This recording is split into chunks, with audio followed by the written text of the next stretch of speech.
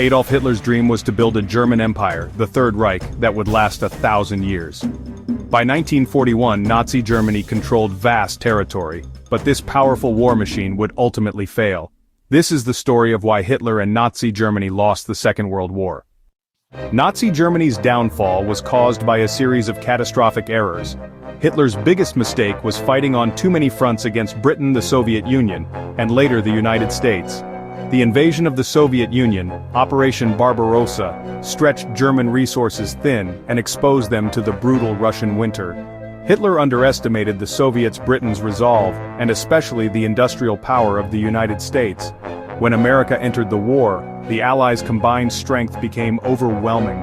Germany simply couldn't match the resources, manpower, or production of its enemies. Hitler's overconfidence blinded him to the reality of the forces gathering against him. War is won with resources as much as with armies. Germany lacked vital raw materials while the Allies had global access and outproduced them in weapons and fuel. Allied bombing crippled German industry while American factories churned out tanks and planes at record speed.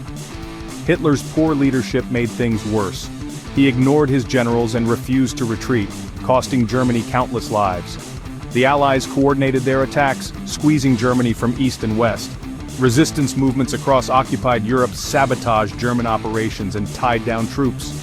Morale in Germany collapsed under constant bombing and news of defeat. The combined pressure from outside and within left Germany exhausted and vulnerable. The initial enthusiasm for war vanished, replaced by fear and exhaustion. The Third Reich was crumbling from every direction. By early 1945, Nazi Germany was collapsing. The Soviets stormed in from the east, while the British and Americans advanced from the west. German resistance crumbled, cities fell, and the once mighty Wehrmacht was broken. Hitler, trapped in Berlin, took his own life as Soviet troops closed in.